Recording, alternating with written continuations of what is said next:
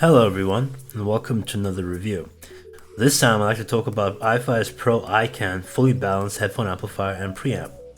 This is their flagship headphone amplifier and boasts impressive specifications, with it pumping a full 14 watts of power into 16 ohm headphones through its balanced outputs, along with 4.8 watts into 16 ohms through its single-ended outputs.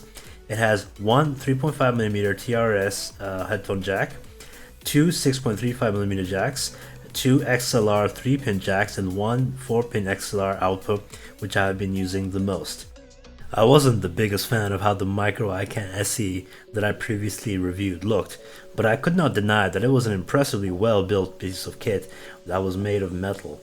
The Pro iCan is again made of metal, but looks far better aesthetically as part of any audio chain. The tube glow through the vents gives it quite a picturesque look as well. The main selling point of this amplifier, besides its powerful nature, are the features that iFi has slapped onto it. It features the ability to be switched between solid state, tube, and tube plus mode.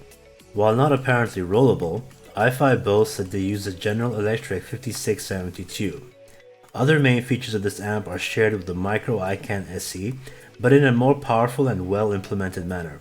These are the hardware bass boost, known as X-Bass, and the crosstalk adjustment known as 3D holographic sound. Both can be adjusted by their respective small knobs on the front panel. Just like I found with the micro iCan SE, the solid state mode of the Pro iCan provides a very clean and powerful amping experience. I didn't hear any sort of coloration in this mode, but I also could not really hear anything distinct between the two amplifiers, once again in solid state mode.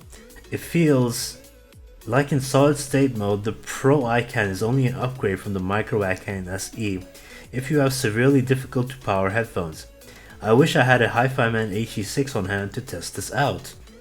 The tube mode provided a slightly wetter and more spacious sound compared to the drier and more constricted feeling of the solid state mode.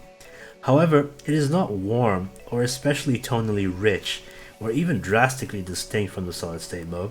This took me by surprise, as you would think that an amplifier with different settings would make sure to have clear and present differences between modes, but they're just so subtle. The Tube Plus mode is meant to bridge the gap between the dry and analytical solid state mode and the wet and musical tube mode, maintaining bass thump and dynamics while keeping some of the features of the tubes. However, it became a battle of inches with each headphone that I used for comparisons, with only the slightest of differences registering with me. As the weeks went on, I figured that it was not only a matter of letting the tubes warm up to reach their full potential either, and the switch was definitely working because each time it toggled, the sound is muted for anywhere between 10 seconds to half a minute when switching from the cold solid state mode to tube mode, allowing the tubes to heat up. That being said, even with the slightest of differences, I did have favorite modes for each of my 4 tested headphones.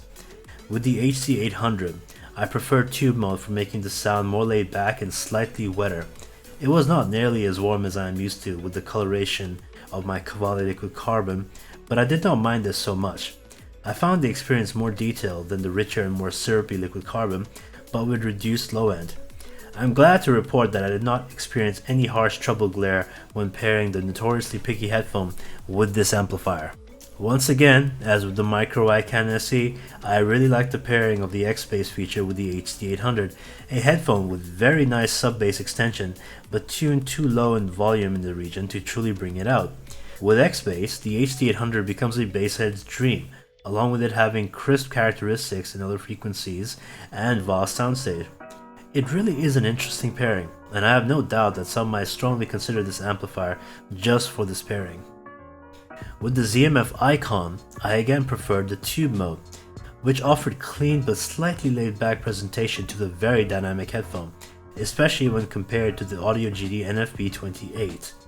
The tube mode rounds off some edges in airy instruments such as strings and horn sections, and provides slightly more soundstage. I prefer this combination with smooth jazz recordings and classic rock, but not so much with electronic genres due to the slightly reduced sub-bass performance. Vocals, particularly female vocals, have slightly reduced airiness than the solid state mode, but more body in the lower tones. The Focal Lair was not designed to be used for laid back and easy listening. This is my go-to can for metal music. The dynamic and aggressive nature of the Alere makes it stand apart from the other headphones that I am using today. However, due to these characteristics, I would not try to modify the Alere's sound to be anything other than what it is normally. Tube mode with the Alere does not do this too much, but it is still at a level where I feel it would be better served by the cleaner amping experience of the solid state mode.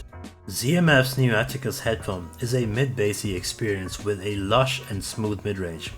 It is quite picky with amp pairings, absolutely refusing to play nice with my Kawali Liquid Carbon for instance, as a warm amplifier causes it to become overly muddy in presentation, with mid-bass becoming a little overpowering and causing some bleed that detracts from some detail and accuracy. None of the modes of the Pro iCan are a bad pairing with the Atticus, but I opted for the cleanest experience in this regard. The airiness of the solid state mode, coupled with the lower distortion than the tube modes, once again, no matter how subtle they may be, may make it the best pairing with the Atticus. However, I must admit that the amp of the Audio GD NFB28, a solid state amplifier, controls the bass of the Atticus far better, bending it to its will. Comparisons once again are being made with the Shitgungner multi-bit DAC being fed into all the aforementioned amps. X-Bass is a hardware bass boost that pairs very well with the HD800, something that I noticed while reviewing the Micro iCan a few months ago. On the Pro iCan, however, it is a far more customizable experience with more texture and reach. It ranges from giving a slight kick to the low end of your listening experience to making it a basshead's dream. As it is a hardware bass boost, any trade-off to its usage is heavily reliant on the headphones being used and their ability to separate the frequencies well. It does far better than software equalizer in this regard. 3D holographic sound is meant to add more panning distance and area to the soundstage of a headphone. Using what I assume to be crosstalk, it widens the soundstage to varying effects depending on the headphones. I found the same function on the Micro iCan to be a bit eerie, ethereal, and whispery in nature, removing any impact or depth from the sound. On the Pro iCan, however, the experience has been made more robust, so this is quite avoided. Looking to try it on full setting with the AC800? Don't bother, it does not benefit much at all. Closed headphones like the ZMF Icon and Atticus do experience some widening of soundstage, and it is definitely interesting, but something that is heavily reliant on the listener's preferences. Observant viewers may notice that I did not touch very much on how the Pro iCan simply drives headphones in this review. That is because it simply does so. Driving most headphones is no problem for it with its ample wattage. Once again, I do not have a Hi-Fi HE6 on hand to test how it does with the notoriously low sensitivity headphone, but it handled my three 300 ohm and 180 ohm headphones with ease. Through the 3.5mm output, it even drove the 320 VE Zen 2 quite easily. I never had to make use of the gain switches. I also have to praise the small form factor of the Pro iCan, which is especially small compared to my gigantic Audio GD NFB28. It is quite transportable, and if it had a DAC component, then it would have been all you need for a transportable setup. However, ultimately, I find that the Pro iCan, when used in its pure solid state, tube, and tube plus modes, lacks a distinctive flavor that sets it apart from other amplifiers that I have tried. While the X-Bass and the 3D holographic sound settings exist to customize your experience, I feel that iFi played it a bit too safe with the differences between the three modes, with Tube Plus feeling redundant with some headphones as it was too indistinct from solid state mode. That being said, there is absolutely nothing wrong with this amplifier.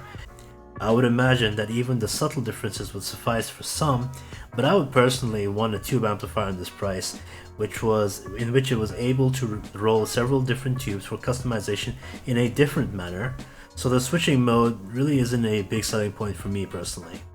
So, in summation, the Pro iCan is a solid product that will drive any of your headphones and give you the ability to customize your experience with features that are frankly not present on most amplifiers. Once again, I'd like to thank iFi for sending me this review unit of the iCan, and this has been my review. Cheers, and I will see you next time.